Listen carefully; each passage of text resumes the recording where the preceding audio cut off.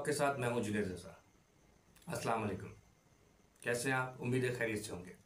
आज हम एक नया सेगमेंट शुरू करने जा रहे हैं जिसका नाम है सियासी झलकियाँ, जिसका टीजर शायद आपने प्रोमो हमारा कुछ दिन पहले हमारे चैनल पर देख लिया होगा। बात को मजीद आगे चलाने से पहले ही मैं आपसे गुजारिश कर दूं कि हमारे चैनल को सब्सक्राइब करें, लाइक करें और बेल आइकन को जरूर क्लिक करें ताकि हमारी आने वाली हर वीडियो बर वक्त आप तक पहुँच सके। जो हम सेगमेंट शुरू करने जा रहे हैं इसमें हम आपको नॉर्मली ये होगा कि हम जो भी इस वक्त सोशल मीडिया पे ऐसी न्यूज़ जो कि आगे कुछ दिनों में ज़्यादा इम्पैक्ट डाल सकती है आने वाले कुछ वक्त पर, उनके हवाले से डिस्कस करेंगे। आज जिसमें हमारा पहला जो टॉपिक होगा वो ये होगा कि अलीमा खान ने आज अडियाला जेल से निकलने के बाद जिसमें उन्होंने अपने भाई इमरान खान का पैगाम अपने वर्कर्स तक पहुँचाने की कोशिश की है। पहली खबर तो ये होगी। दूसरी खबर, इस दौर में आजकल ऐसा भी CM है जिस पर आप चाहें तो FIR भी कटवा सकते हैं और आज तो उनके वारंटी गिरफ्तारी भी जारी हो गए। ये दूसरी खबर होगी हमारी। तीसरी खबर हमारी होगी ICC चैंपियंस ट्रॉफी में जो आज मीडिया टॉक किया है मोहसिन नकवी ने, उस पर भारतीय मीडिया का क्या रद्द-ए-अमल है। इसके आखिरी सेगमेंट में हम आखिरी जो बात डिस्कस करेंगे वो है कि जो टिकटॉकर्स की लीक वीडियोस जारी हो रही हैं उसकी वजह क्या है, आखिर क्या है हकीकत, हम इसको जानने की कोशिश करेंगे। आज की जो पहली खबर जो हमने डिस्कस करनी थी वो थी अलीमा खान की मीडिया टॉक। मीडिया टॉक में उन्होंने इमरान खान का ये बयान अपने वर्कर्स तक पहुंचाया है कि इस वक्त 3 सतून हैं जो एक मुआशरे को चला सकते हैं, जिसमें एक मीडिया, दूसरा अदालत और तीसरा जमहूरियत का वो हिस्सा जिसमें आप वोटिंग करते हैं या वोट देते हैं। ये तीनों सतून गिर चुके हैं। इसलिए हमें चाहिए कि तमाम पाकिस्तानियों को उन्होंने ये दरख्वास्त की है कि सिर्फ PTI के कारकुन नहीं, तमाम पाकिस्तानी अपने हक के लिए खड़े हों और 24 नवंबर को कोशिश करके इस्लामाबाद तक की जो मार्च है उसमें हिस्सा दें। इसी खबर को मद्देनज़र रखते हुए हमने एक और रिलेट की एक और खबर कि आज हुकूमत ने इसी ब्याह पर, या हो सकता है कोई और सिक्योरिटी के इश्यूज़ हों जिसकी वजह से सिक्योरिटी काउंसिल का इजलास कल तलब कर लिया है। सिक्योरिटी काउंसिल के इजलास में आपको मैं बताता चलूँ कि ये छोटा इजलास नहीं होता, ये सलामती के अमूर को देखने के लिए बुलाया जाता है। जैसे कि इसकी जो हेड करने के लिए वज़ीर आज़म होते हैं और साथ में तीनों अफवाज के सरबराहान मौजूद होते हैं, इंटेलिजेंस के भी सरबराहान इसमें मौजूद होते हैं। ये एक छोटी बात नहीं होती, लेकिन शायद हुकूमत चाहती है कि 24 नवंबर के जो मार्च होने वाला है उसे रोका जाए या उसके हवाले से कोई हिकमत अमली तैयार की जाए। अब ये तो कल मीडिया जब इजलास हो जाएगा हम उसके बाद आपको इस पर अपडेट करेंगे कि उस इजलास में क्या चीज़ डिस्कस की गई। आप खुद फैसला करें।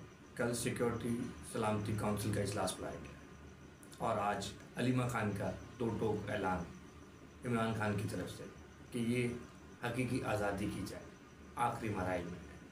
तमाम पाकिस्तानी 24 नवंबर को इस्लामाबाद पहुंचकर इसका हिस्सा बने। आखिर हमें ख़तरा किससे है, क्या है हकीकत। दूसरी खबर की तरफ चलते हैं। मैंने जैसे आपको बताया कि CM के हवाले से कि CM ऐसे भी हैं जिनके ऊपर FIR भी दर्ज कर दी गई और अब ऐसा भी है कि उनके आज वारंट गिरफ्तारी जारी कर दी। क्या ये खबर सियासी इस्तेकाम लाएगी या मुआशरी इस्तेकाम लाएगी, या ये अभी तक उसी इंतकाम की भेंट चढ़ रही?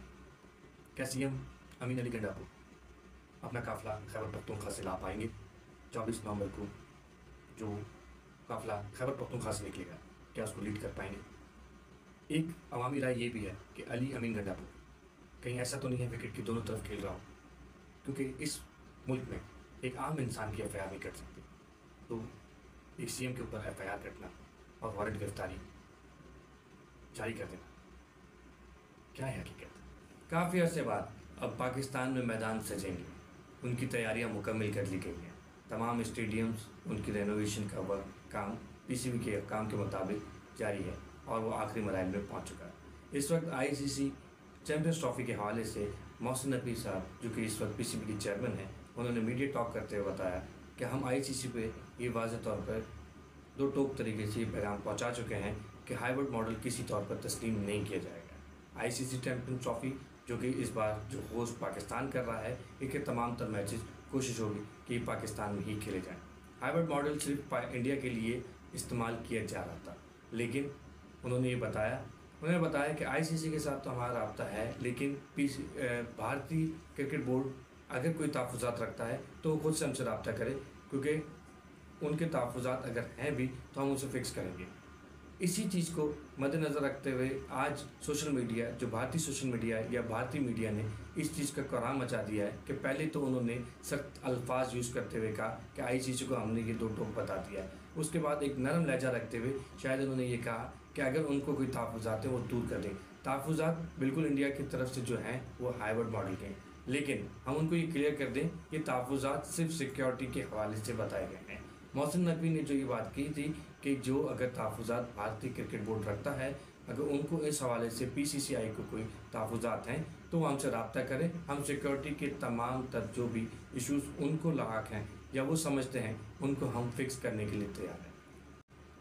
आज की चौथी खबर वो शायद खबर ऐसी है कि जिसे सुनते ही मुझे ऐसा लगता है कि हमारा माशरा तबाही के आखिरी धाने तक पहुँच चुका है। यह हम एक तहकीक को डिस्कस करेंगे जो आजकल की ताज़ा खबरें भी हैं कि जो आजकल के जितने भी बड़े टिकटॉकर्स हैं या सुपरस्टार टिकटॉकर्स हैं उनकी वीडियोस क्यों लीक हो रही हैं। इस पे आज हमने एक वीलॉग जिसको डिस्कस करेंगे वो है डॉक्टर नासिर बेग साहब, एक अच्छे यूट्यूबर हैं। इनकी एक तहकीक है इस हवाले से कि लीक वीडियोस आखिरकार क्यों हो रही हैं, क्या वजह है, क्या हकीकत है इसके पीछे। उनका कहना था कि सोशल मीडिया पाकिस्तान में 2010 से पेनिट्रेट कर रहा है, जो कि स्लो ग्रोथ थी। वजह इसकी थी कि हमारे पास इंटरनेट का सही निज़ाम मौजूद नहीं था, लेकिन जैसे जैसे हमारे पास इंटरनेट का सही निज़ाम आता गया 2015 से हम इसकी तरफ बहुत तेज़ी से चलने लगे, जैसे कि यूट्यूब, फिर फेसबुक, इंस्टाग्राम, ट्विटर।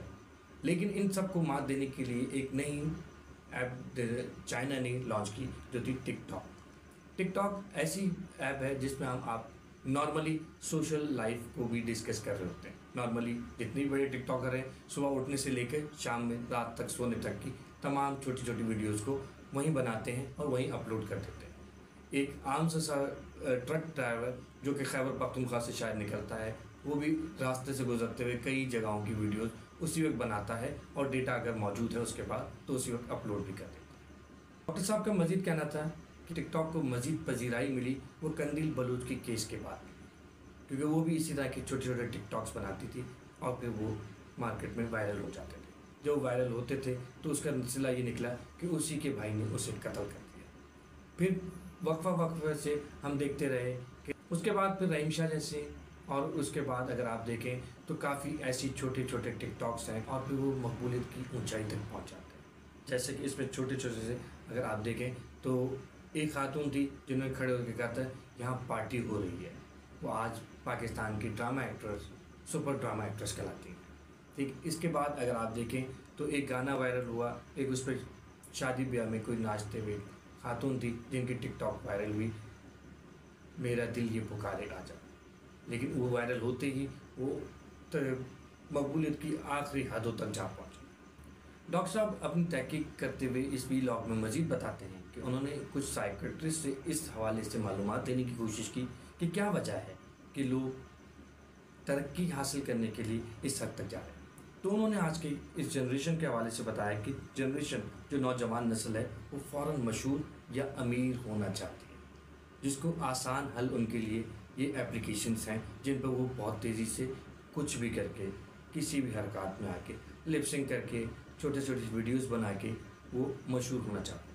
और दूसरी वजह यह है कि कोई भी अपॉर्चुनिटी यानी कोई भी नई चीज़ जो उनके जहन में आती है उसको एक अपॉर्चुनिटी समझते हुए उसे वायरल कर देते हैं या उसका एक टिकटॉक बनाकर वायरल कर देते हैं। इसी तरह फिर यह है कि नौजवान नस्ल जब वो एक साथ रहते हैं, पढ़ते हैं, घूमते हैं, फिरते हैं, इससे किसी न किसी रिलेशन में भी वो कायम हो जाते हैं और फिर वो रिलेशनशिप के जो मराइल जो आपकी अपनी ज़िंदगी के प्राइवेट लम्हात होते हैं उनके भी क्लिप जब बन जाते हैं और फिर इसी हसद, इसी नफसा नफसी में कि कहीं वो मुझसे ज़्यादा मशहूर ना हो जाए, दूसरे को गिराने की हवस में वो इस तरह की वीडियोस लीक करते हैं। डॉक्टर साहब ने बड़े दरिया दिली से इन 2 पॉइंट्स को मद्देनज़र रखते हुए इस इशू को यहीं पर ख़त्म कर दिया। लेकिन हम समझते हैं सिर्फ ये 2 वजूहत कि नौजवान मशहूर होना चाहता है या फिर अपॉर्चुनिटी मिस नहीं करना चाहता, क्या सिर्फ यही वजह है?